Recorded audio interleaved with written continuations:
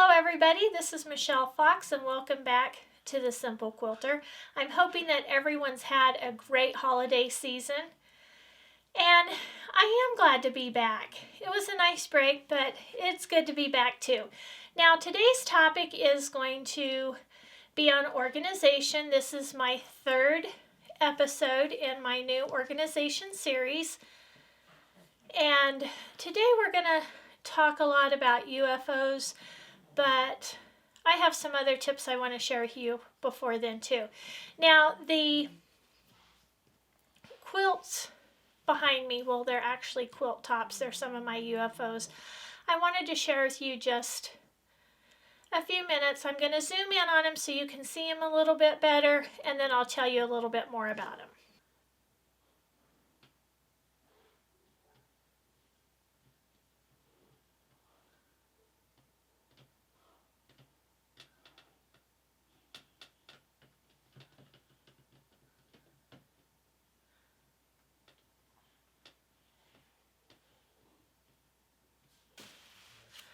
Okay, now the two wall hangings that I just showed you, the Ho Ho Ho wall hanging is from the Ho Ho Let It Snow book by Art to Heart, and those were really fun. I love the colors that they used or recommended for these quilts, and they were lots of fun, and it was fun to rediscover these as UFOs because these are ones I do want to finish and I'm not going to get rid of those. So I wanted to show you the booklet where you could get those.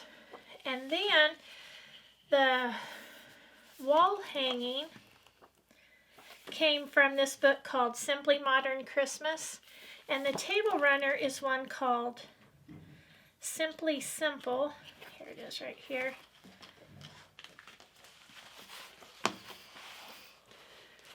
And I've made several of these. I've used them using a cocoa theme, and I love the latte themed fabric that I have now, but those are just fun and easy quilts, and they demonstrated straight line quilting on this one, and I will be using the straight line quilting. Now this quilt on the front called Snowball Games is one of my UFOs that I do plan to finish, and I am using a fabric collection called Aspen Frost, and it's really going to be pretty when I'm done, and I really don't have that much left to do on it, but anyway, I did want to share those with you. These really were fun projects to do, and all I really have left to do on those is to baste the front and the back together and do straight line quilting on these, and then the free motion quilting on those. And I do those two types on small projects, but I really don't machine quilt large projects. So the first tips are going to be two ideas I want to share with you on how I help just keep my day-to-day clutter under control in my quilt room, especially when I'm working in my quilt room. Now the first tip are the design boards, and I told you back in October I showed you that these were some of the things that I had made. And Lori Holt has a tutorial that shows you how to make these.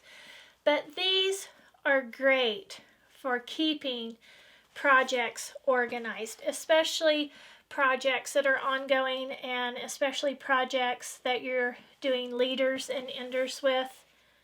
I haven't quite conquered that, but I do like using these design boards, and I have an area on my cabinet over there that I just store them nicely, and they look nice and orderly, even stacked up with projects in them. So I made these in October, so I haven't been using them for very long, but I do love them. I plan to make more of the larger ones and use these more on a daily basis.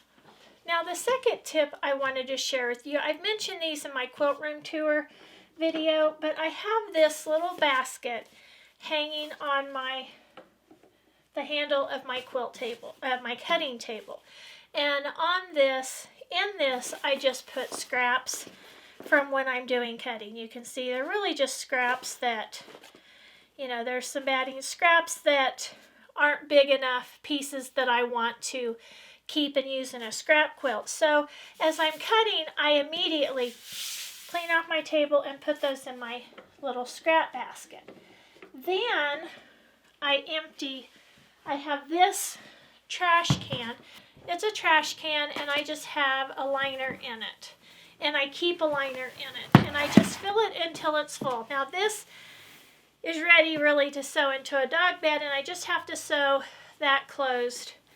But on the inside of the trash can, I don't know if you can see those down there, but I have maybe 4 or 5 additional liners so that one gets full. I just take it out, sew it up, and then it's ready to donate. But these two things help keep my cutting area so that it is always clear. And I just keep mashing that down there. And then when this gets full, I'll just dump that in there like that and mash it down.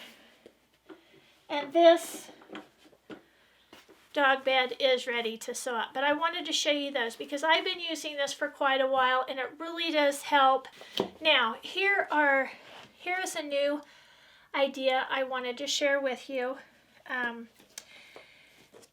And I started using these because I'm not really a person that likes to dig, and I had boxes full of patterns, and every time I wanted to look for a pattern, I had to dig. And like I said, I don't like to dig. So I ordered these mini notebooks off of Amazon, and I'll put a link in the description below showing you where I got these. And then I got these mini page protectors. So I went through all of my patterns, and it does look like there's quite a few here, but I gave away quite a few. And then I just made the front covers, and I put a label on there so that I could just see at a glance what's in the notebooks. I put one for quilt projects that has things like aprons, table runners, small wall quilts, pillows. I put all those in here. And then I did one for the larger quilt patterns. And I do need to mark these, but I did label them. I thought I had labeled them with just some little post-it notes. I would just put sections so that I know where the aprons are, the table runners are, and then in my quilts I put labels, or I'm going to put labels like Christmas, fall, holiday quilts, so that I can see a little bit easier at a glance once I've opened those. But I really, really like these, and now I don't have to dig through boxes, and I just store these on my bookshelves.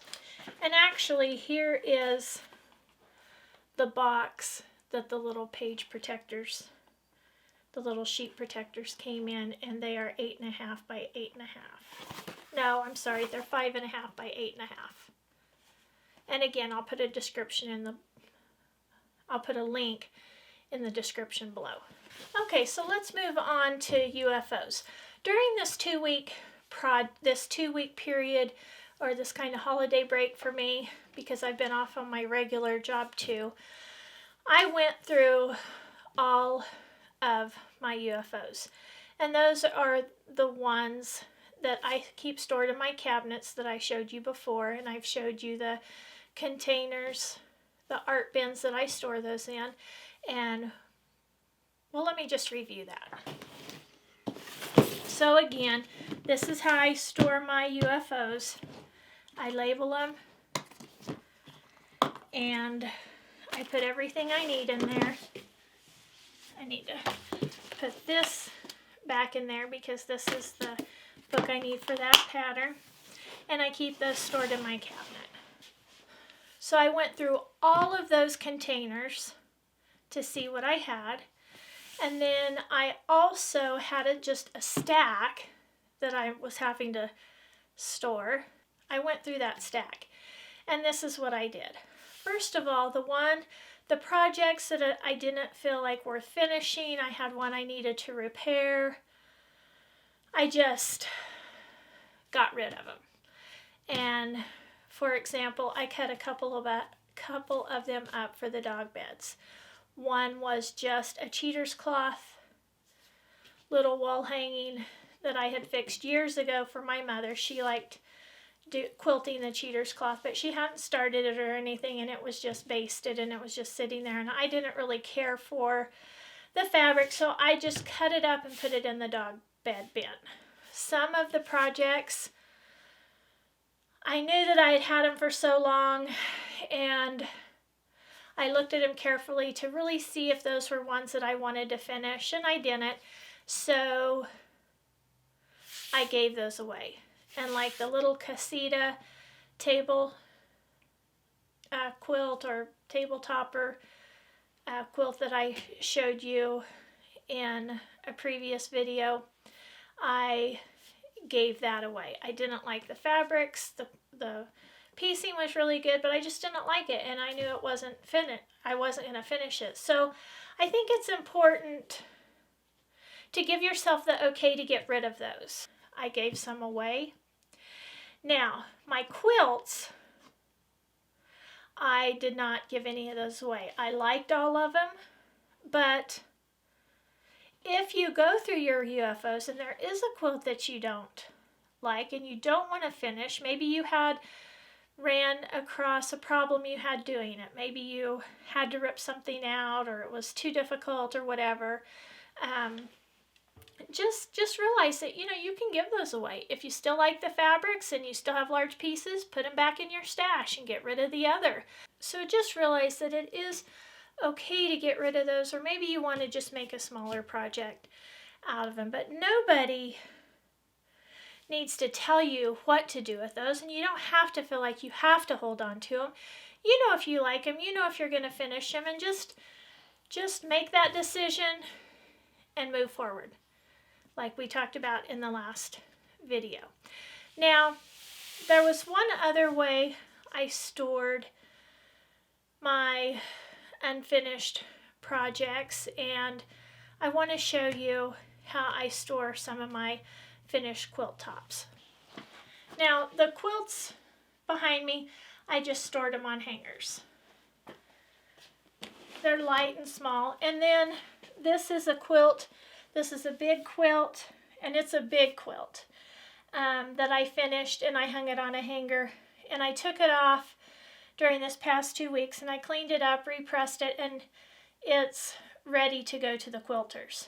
But I did notice, and I just want to give you this word of caution, this was a big, heavy quilt top, and even though it's just the top, it's still big, and I had it hanging for quite some time, and I am a little concerned that where it hangs, maybe that fabric got stretched out just a little bit, and I'm going to try my best not to store quilt tops like that for long periods of time. I'm really going to try to get my UFOs so that once I get the top done and pressed and the back cleaned up, I'm just going to try to get it to the quilter, because I am concerned about that. I don't know if it distorted it a lot, but it did seem like there were some waves in it that I couldn't get out when I did the pressing, when I repressed this.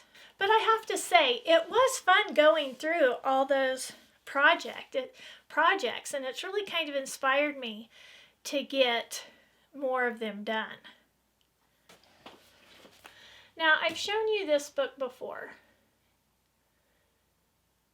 It's called A Quilting Life Monthly Planner, and this was put out by Sherry McConnell, and the reason that I wanted to show you this again is because I've been using this, and this planner is designed to help you get and stay organized in your quilt room, and it has a section on current works in progress that I've completed, and I've written down all my UFOs in, including the smaller projects. If you don't want to purchase the book, this is just a little to-do list I made, and I listed all of them out there.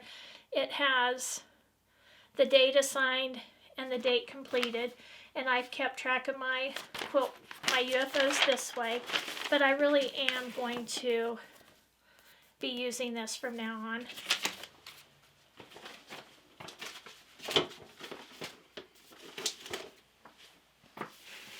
Okay, but anyway, in this planner, so I listed all my UFOs in there, and then it also has a section for listing your 3 top projects for each month. So in the past few months, I think I started that back in October, November. Sometimes I just wanted to clean out a cabinet or 1 or 2 drawers, or one of the things I had put in there that I wanted to go through all my UFO project boxes, which I've now completed. But I put those down and I try to finish those. But I think that it's important again to realize if you don't get to it, it's okay. The goal is to try to get to it, and the planner is to try to help you keep track of those goals and to help you keep on track with your goals. But it's okay to, mark one out. I wanted to clean out the cabinet above my computer, but I didn't get it done. So what I did, let me see if I can find that. What I did, I just crossed it out. And if I find that I want to write something else out there, I just write it out there. And when you use planners like this, I've always before, I have to use my most perfect handwriting, and it's got to look beautiful, and I can't mess it up. Mess it up if you want to. Cross them out. Write new things in there if you want. It's your planner. Nobody else is going to be looking at it and critiquing it. So don't worry when you have a planner like this or a quilt journal where you are keeping track of your projects. These are for us, and I don't know why in the past I've done that, and maybe you don't do that. Maybe you feel like you can write all over it, but I've never felt that freedom until now, and I'm just gonna cross them out and write in it if I want to, and use it in whatever method I think is going to work best for me. So anyway, if you've enjoyed this video, please be sure to hit the thumbs up or the like button. If you haven't subscribed yet, please go ahead and hit that subscribe button. I love getting the comments, so never hesitate to leave a comment if you'd like to. And I always in the past have tried to tell you what my next video is going to be about. But I have to be honest, I can't always do that because I do my filming on the weekends because I do work full time. And sometimes I don't know until the weekend. So I do have a lot of ideas, and I'm just not sure what my next video's gonna be on. So until next time, have fun quilting.